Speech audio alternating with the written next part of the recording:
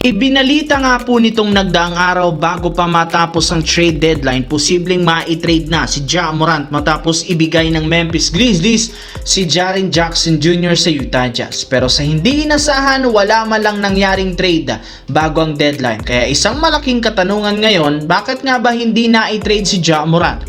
Ayon sa isang insider, sinubukan nga sana ng Memphis Grizzlies na i-offer si Morant sa ibang teams, ngunit lahat ng mga ito tinanggihan sila sa dami ng hinihinging nilang draft pick. Bagamat may ilang teams ang nagka-interes, hindi rin naman ito willing na ibigay sa hinihinging kapalit ng Grizzlies. Sa madaling salita, ang trade value ni Ja Morant ay kaya bumabagsak na. Pero sa kabila niyan, ipapagpatuloy pa rin ng Memphis ang pag-trade sa kanya sa darating na off-season dahil sa kagustuhan nilang makapag-rebuild na ng lineup at masimulan ito sa lalong madaling panahon dahil mukhang alam nilang kailangan ng ipamigay si Ja Morant dahil na rin sa pag-uugali nito. Samantala, kasabay ng opisyal na pagsali ni Anthony Davis sa Washington Wizards, inanunsyo na hindi siya maglalaro pa ngayong season para sa kanilang team.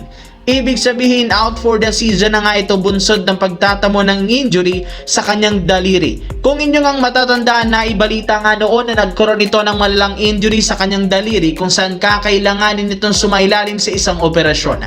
And since bagsak na rin naman ang Wizards sa standings ng East, nakapag-desisyon nga ang team at ang kampo ni Davis na hindi na ito paglaruin pa. Hindi rin naman papayag ang front office ng Wizards na sirain ito ang kanilang planong makakuha ng mas mataas na pwesto sa NBA draft. Kung babalik at maglalaro nga ngayon si Davis, posibleng maipanalo pa nila ang mga susunod na laban, ngunit posibleng namang maudlot ang kanilang planong makuha ang number 1 overall pick ngayong taon sa NBA draft kung paglalaroin nila si Anthony Davis.